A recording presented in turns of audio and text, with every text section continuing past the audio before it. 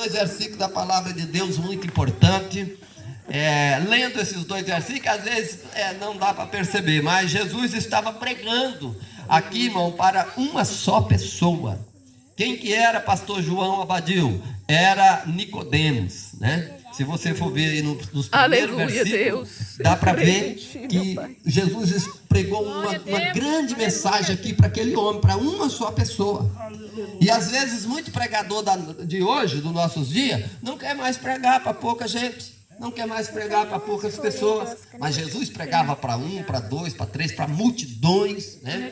Então nós temos que ser como Jesus. Aqui nós vemos Jesus trazendo a mensagem para Nicodemos. Mas eu peguei somente o versículo 14 e 15, aonde ele diz assim: como Moisés levantou a serpente no deserto, importa que o Filho do Homem seja levantado, para todo aquele que nele crê não pereça, mas tenha a vida eterna. Quando Jesus pregava para Nicodemos, irmão, ele estava falando dele. Importa que o Filho do Homem seja levantado.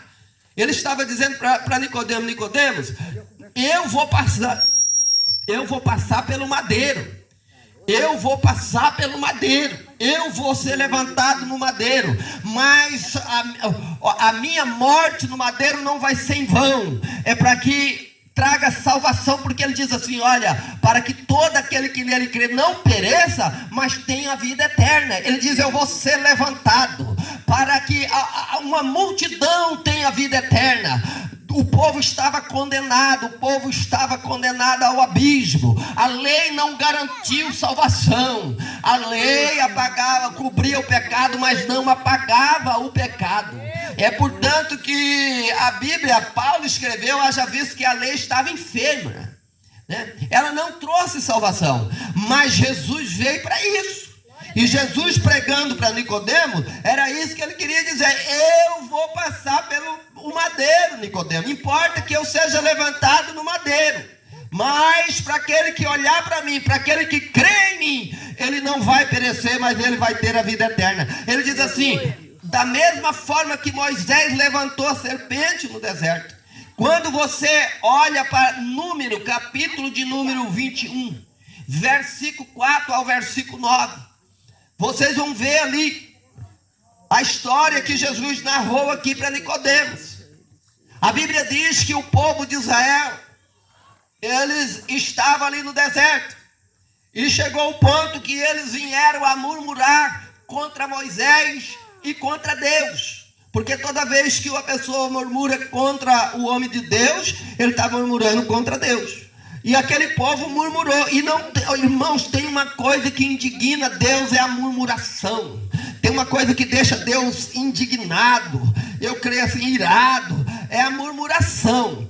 E eles disseram para Deus, disse para Moisés e falou para Deus também. Diz: olha, o Senhor falou para Moisés, tirou nós lá do Egito para morrer aqui nesse deserto, aonde não tem pão, aonde não tem água. Ainda diz assim: e a nossa alma tem fastio desse pão vil. Sabe o que era o pão vil, irmão? Era o maná, que quando eles estavam quase morrendo de fome, eles clamou com Moisés, e Moisés clamou a Deus, e Deus mandou o maná. Era uma comida deliciosa, mas agora já estava eles murmurando do maná que Deus tinha mandado.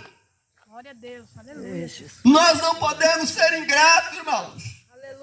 Quando nós clamamos a Deus e Deus está mandando algo para nós, ainda que não seja aquilo talvez que você queria, mas está suprindo a sua necessidade, seja agradecido ao Papai do céu. Aleluia. Mas aquele povo não foi. E a murmuração deles trouxe problema para eles. Sabe por quê? Pastor, que problema trouxe?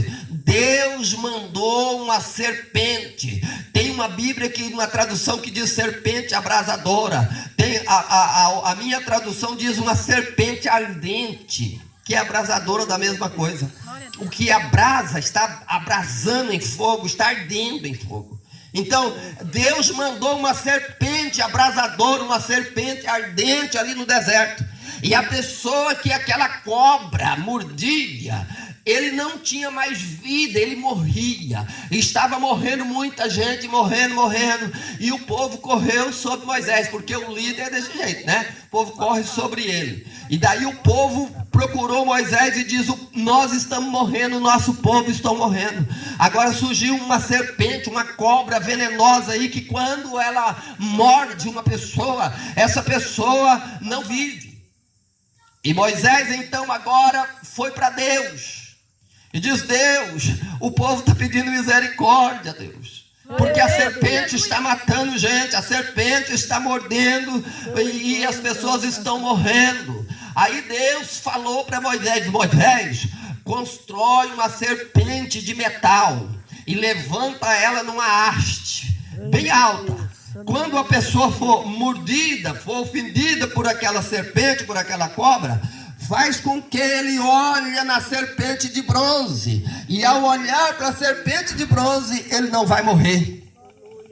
Aquela serpente de bronze, irmão, lá no deserto, já tipificava Jesus de Nazaré que vinha, que ia passar pelo Calvário, que ia passar pela cruz. Aleluia. Aquela serpente de bronze tipificava o Senhor Jesus, lá que ia vir. Foi por isso que ele disse para Nicodemos: importa que o Filho do Homem seja levantado, como Moisés levantou a serpente no deserto. Importa que o Filho do Homem seja levantado, para todo aquele que nele crê não pereça, mas tenha a vida eterna. Oh, aleluia. Louvado seja o nome do Senhor Jesus. Oh, Isaías escreveu no capítulo 45, versículo de número 22: olhai para mim e sereis salvo. Deus lá no Velho Testamento já dizia: olhai para mim e sereis salvo.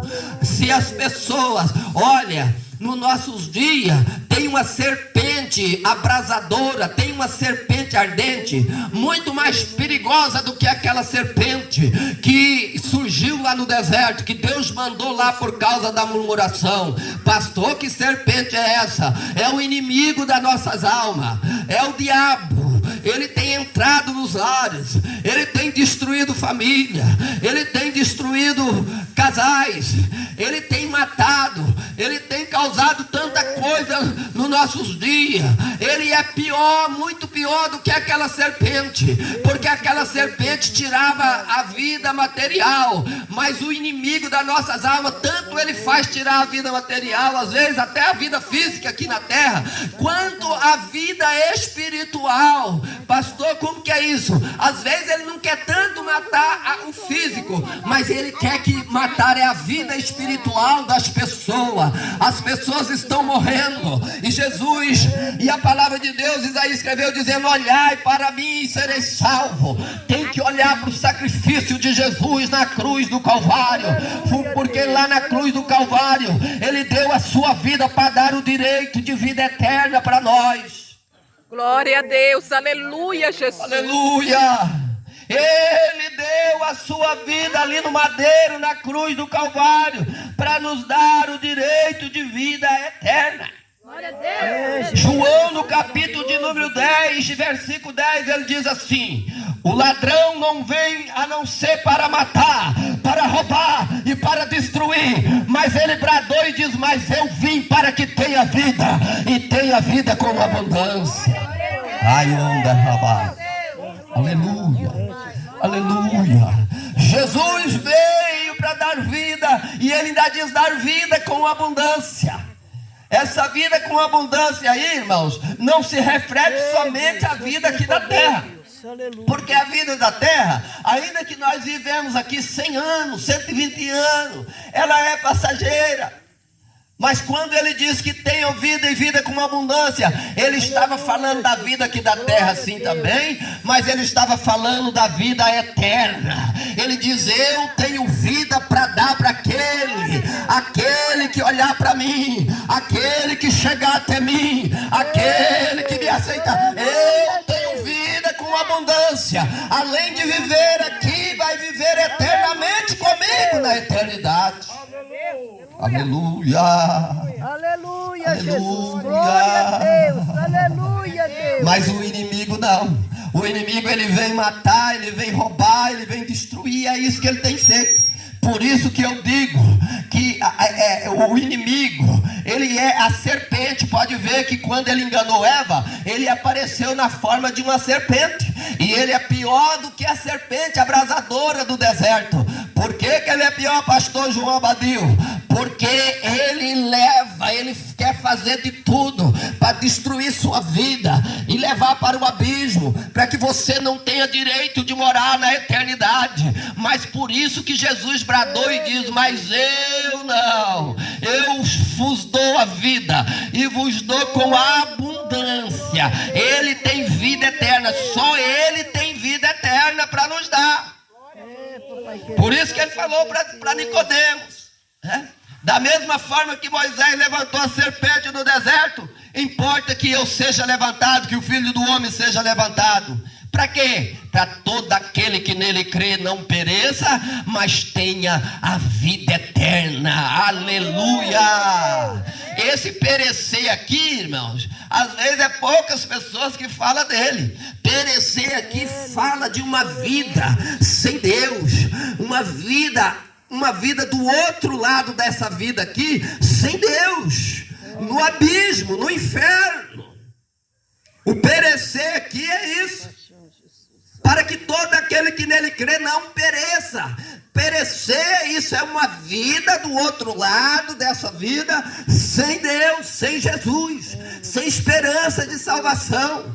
Mas hoje nós ainda estamos na terra, a igreja está na terra ainda. Jesus prometeu de buscar, mas ainda não buscou ela. E se ele não buscou ela, ainda há esperança. Outra notícia que eu trago: se você está com vida ouvindo essa palavra, então há esperança para você também, porque você ainda está com vida. Aleluia, Deus. Aleluia. E se você está com vida, o Senhor convida você a entregar a sua vida para Ele, a olhar para Ele, aleluia, a crer nele, para todo aquele que nele crê não pereça, mas tenha vida eterna. Outra coisa, essa crença aqui não é só aquela crença de dizer eu creio, mas é aquela crença de chegar para Ele e dizer: Senhor, até aqui eu fiz tudo errado, mas daqui para frente eu quero um compromisso com o Senhor. Daqui para frente eu quero abraçar o Senhor. Daqui para frente eu quero aceitar o Senhor. Daqui para frente eu quero servir ao Senhor. Todo aquele que nele quer. É essa crença aqui. É uma crença misturada com obra.